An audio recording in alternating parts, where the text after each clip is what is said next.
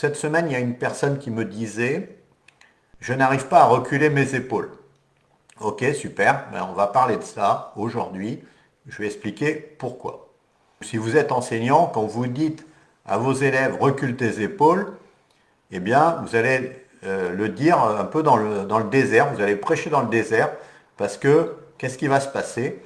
Soit votre élève va le faire, il va reculer ses épaules, mais dès que le cheval va bouger une oreille, il va les remettre en avant, donc vous allez être un peu désespéré.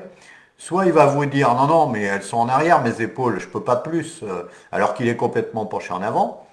Soit il va vous dire bah, j'y arrive pas. Voilà, j'y arrive pas. Donc dans tous les cas, c'est assez désespérant pour l'enseignant parce que je vais vous expliquer pourquoi en fait, physiologiquement, c'est 100% normal en fait. Donc il n'y a pas à être frustré ni pour le cavalier ni pour l'enseignant parce que c'est tout à fait logique. C'est un fonctionnement logique de l'humain. Donc ça ne sert à rien, quand on est enseignant, de dire recule tes épaules. Tout comme ça ne sert à rien de dire recule tes jambes. Enfin, j'ai pris les épaules parce qu'on me l'a demandé. Mais on pourrait prendre n'importe quelle injonction en fait. C'est pareil pour toutes les injonctions. Alors il y a des conditions. On va les voir pour que ça fonctionne. Et puis on va voir comment on peut faire pour qu'on obtienne le résultat. Puisque le résultat, l'hypothèse de départ, c'est d'arriver à reculer les épaules. Donc, pour arriver à reculer les épaules, eh bien, comment faire en fait? Parce que dès qu'on y pense, on va le faire à la limite, mais quand on arrête d'y penser, hop, le naturel revient au galop. C'est le cas de le dire. Donc, comment on peut régler ce problème-là? En fait, tout part de l'idée qu'on a deux cerveaux. Alors, on peut leur donner les noms qu'on veut. Les noms n'ont pas d'importance, mais on a deux cerveaux différents. Par exemple, Timothy Gallwey, qui est un entraîneur de tennis qui a mis au point les techniques dont je vais parler encore ce soir, il parle du moi numéro un et du moi numéro 2. Donc, il ne parle même pas de cerveau, en fait. Donc, déjà, le cerveau, c'est déjà un peu trop, parce qu'on ne sait pas, en fait, ce que c'est. Donc, lui, il dit moi numéro un, moi numéro 2. Mais en réalité, le moi, ce qu'il appelle moi numéro un, c'est la logique. C'est le cerveau logique. Et le moi numéro 2, c'est le cerveau automatique, instinctif, voilà. Alors, ce qu'il faut bien comprendre, c'est que le moi numéro un, il n'a pas la capacité de faire le travail. Or, quand on parle, quand l'enseignant dit à son élève recule tes épaules, il parle au moi numéro un. Or, le moi numéro un, il va éventuellement pouvoir le faire en se concentrant, mais là encore, il y a des conditions, on va les voir, mais dès qu'il va y avoir un événement qui va se produire, il va complètement zapper ce truc-là. Il va oublier complètement. Donc, on voit l'inefficacité totale du moi numéro un sur un point comme ça. Or, pourtant, on va se concentrer dessus.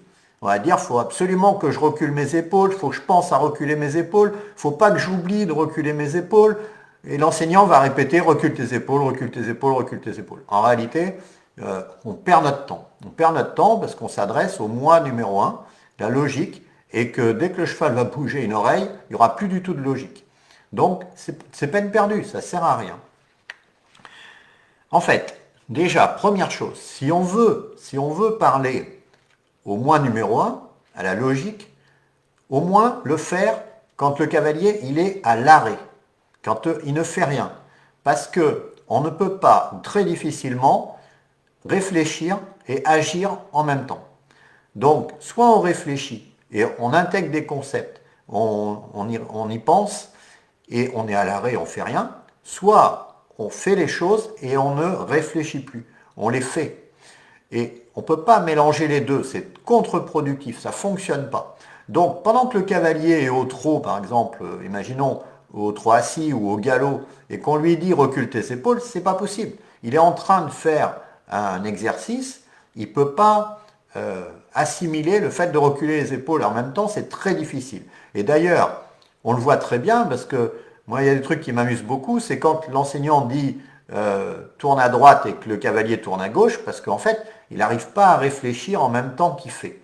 Donc, premier truc, quand on veut expliquer un concept, il faut que la personne, elle soit pas en train d'exécuter un exercice. Sinon, ça rentre par une oreille, ça sort par l'autre. Ça va avoir aucune efficacité, aucun intérêt.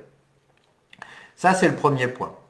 Ensuite, le deuxième point, c'est le stress. C'est-à-dire que dès que le stress arrive, le moi numéro un, il n'existe plus. Il disparaît dans le stress, il disparaît complètement. Donc en fait, ça ne sert à rien de vouloir se concentrer sur le moi numéro un. Il faut utiliser le moi numéro 2. Comme je dis toujours, le moi numéro un, c'est l'entraîneur, mais le sportif, c'est le moi numéro 2. Donc, ça ne sert à rien de dire à l'entraîneur ce qu'il faut faire. L'entraîneur, il sait ce qu'il faut faire et il s'en fout en fait. Ça ne sert à rien. C'est le sportif qui fait le boulot. Ce n'est pas l'entraîneur. Donc, ce n'est pas le moi numéro un qui fait le boulot, c'est le moi numéro 2. Hein, c'est-à-dire, c'est l'automatisme, l'intuition, enfin tout ce qu'on veut, on l'appelle comme on veut, mais c'est le moi numéro 2 qui fait le travail. C'est donc lui, c'est à lui qu'il faut expliquer ce qu'il faut faire. C'est lui qui doit comprendre l'exercice. Et une fois que lui, il a compris, il va l'exécuter. Il saura l'exécuter. Et même en cas de danger, il sera capable de le faire. Parce que lui, il n'est pas menacé par le stress, en fait. C'est le moi numéro un qui est embêté par le stress, pas le moi numéro 2. Donc si on veut créer un automatisme, par exemple le cheval bouge, il faut que le cavalier recule ses épaules, c'est un automatisme qu'il faut créer, il faut parler au moi numéro 2. Ça ne marchera jamais en parlant au moi numéro 1. Alors, comment on fait pour parler au moi numéro 2? Le moi numéro 2, il comprend pratiquement pas les mots en fait. C'est très compliqué de lui expliquer par des mots. Il ne comprend pas ça, pas trop ça. Il comprend quand on est arrêté, le moi numéro 1 peut expliquer au moi numéro 2, mais c'est quand même assez particulier et assez difficile à faire. C'est pour ça qu'on utilise l'hypnose pour faire ça, parce que sans hypnose, c'est un peu plus compliqué. Mais le moi numéro 2, lui, ce qu'il comprend, c'est les images. Il comprend les images. Donc, en fait, il faut lui donner une image de ce que l'on veut. Et par exemple, ça serait bien de filmer le cavalier pour qu'il se voit et qu'il voit qu'il a les épaules en avant, qu'il puisse réaliser qu'il n'a pas les épaules reculées, qu'il n'a pas les épaules en arrière, en le voyant. Parce que s'il ne se voit pas, il ne croit pas en fait. Il croit qu'il a une bonne attitude, il croit qu'il a les épaules en arrière, alors qu'il a les épaules en avant. Donc, le fait de se voir, ça aide beaucoup. Donc, se filmer, c'est une possibilité. La deuxième possibilité qui existe, c'est ce que j'ai expliqué, faire comme si, s'imaginer. C'est-à-dire que vous prenez l'exemple d'un cavalier qui a vraiment les épaules bien en arrière, pour reprendre cet exemple-là, un cavalier de dressage par exemple, qui est bien avec les épaules en arrière, et vous imaginez que vous jouez le rôle de ce cavalier, que vous tournez dans un film et vous jouez le rôle de ce cavalier, vous êtes ce cavalier. Et là, le moi numéro 2, il comprend parfaitement ça. C'est quelque chose qu'il comprend très très bien, qu'il peut faire. Et donc là, il va le faire instantanément, reculer les épaules. Il ne va plus avoir de problème. À partir du moment où il a une image mentale claire de ce qu'il doit faire, il va réussir à le faire. Sans problème. Mais si on veut le faire avec les mots, fais ceci, fais cela, avec les injonctions, ça ne fonctionne pas. Les injonctions ne fonctionnent pas. Il faut s'imaginer en étant un acteur en fait. Ça c'est vraiment la meilleure solution, s'imaginer dans la peau d'une personne qui fait bien et instantanément on pourra faire bien. Parce qu'on joue un rôle et à ce moment-là on peut expliquer à notre moi numéro 2 le rôle qu'il peut jouer. C'est ça qui parle au cerveau automatique en fait. Il y a une autre image qu'on peut donner, c'est que dans la voiture, on ne conduit pas penché en avant comme ça normalement. On conduit appuyé sur le dossier. Et donc, si on est appuyé sur le dossier dans sa voiture, on peut s'imaginer qu'on est dans sa voiture. On est dans sa voiture, quand on est sur le cheval, on imagine qu'on est dans sa voiture, comme si on conduisait. Et du coup, on va prendre la position qu'on a dans la voiture. Cette position-là, le moi numéro 2, il la connaît parfaitement, donc il sera capable de la prendre instantanément, très facilement. Il faut juste qu'il comprenne comment il doit procéder. Et une fois qu'il a bien compris ce que c'est, il va le faire. Et ça, sans aucun effort, en fait, en réalité. Il n'y a pas d'effort à faire. Mais dès qu'on veut le faire avec le moi numéro 1, on est obligé de faire énormément d'efforts parce qu'on se trompe de personne.